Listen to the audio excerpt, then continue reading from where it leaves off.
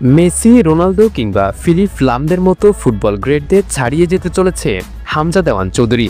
বলতেই পারেন Messi, Ronaldo যা করে দেখাতে পারেননি সেটাই করে দেখাতে চলেছে বাংলার ফুটবলের ভরপুত্র। এই শতকের প্রথম ফুটবলার হিসেবে অনন্য এক কীর্তির সামনে দাঁড়িয়ে আছেন হামজা চৌধুরী।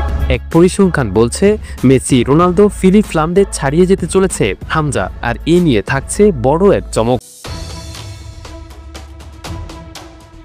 ইংলিশ ফুটবলের রঙিন আলো থেকে শুরু করে বাংলার অন্ধকার মাঠেও তিনি হয়ে উঠেছেন এক কবিতা, যে কবিতার প্রতিটি শব্দ আমাকে আপনাকে স্বপ্ন দেখায়। ওমর হতে চলা সেই কবিতার নাম হামজা দেওয়ান চৌধুরী। হামজা চৌধুরী নামটা শুনলেই চোখের সামনে ভেসে ওঠে সাবেক ইংলিশ প্রিমিয়ার লিগের এক ফুটবলারের ছবি। নতুন করে আবার তার বাহুতে জড়াতে যাচ্ছে লেস্টার সিটির অধিনায়কের আর্মব্যান্ড। তবে এসব ছাপিয়ে হামজার বর্তমানে সবচেয়ে বড় পরিচয় তিনি বাংলার ফুটবলের রূপান্তরকারী এক ব্যক্তিত্ব। এক হামজার কল্যাণে এখন পুরো জাতির স্বপ্ন আকাশ ছোঁয়া। তার জন্যই বাংলার ফুটবলের দৈন্যতা কেটেছে, তার কারণে বাংলাদেশ ফুটবলের এখন রৌদ্রোজ্জ্বল দিন ফিরে এসেছে।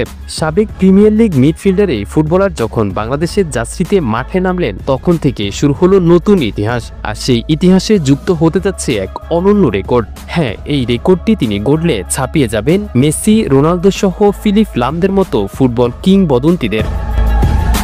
এখন প্রশ্ন উঠতে পারে, কিভাবে? এর উত্তর খুঁজতে হলে জানতে হবে বাংলাদেশের অধিনায়কের দায়িত্ব আগামীতে কার কাঁধে উঠছে।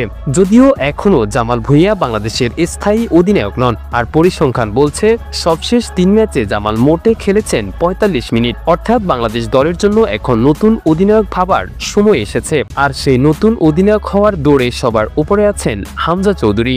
সিঙ্গাপুরের বিপক্ষে ম্যাচে মাঠে তার লিডারশিপ চোখে পড়েছে।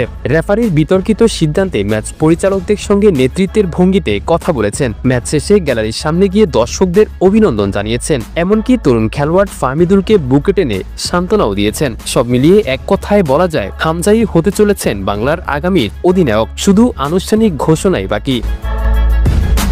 এবার আসা যাক আসল চমকে। ধরা যাক আগামী 10 ম্যাচ পর তার কাঁধে উঠেছে অধিনায়কের দায়িত্ব, তাহলে তিনি গড়বেন এক অনন্য রেকর্ড। কারণ ফিফা স্বীকৃত আন্তর্জাতিক টুর্নামেন্টে অংশগ্রহণকারী দেশগুলোর মধ্যে সবচেয়ে কম ম্যাচ খেলে অধিনায়ক হওয়ার নজির গড়েছেন পাওলো মালদিনি 22তম ম্যাচে। এরপর আছেন রিও ফার্ডিন্যান্ড, যিনি অধিনায়ক হয়েছেন 23তম ম্যাচে। এরপর আছেন ফিলিপ লাম, যার লেগেছে 29তম ম্যাচ।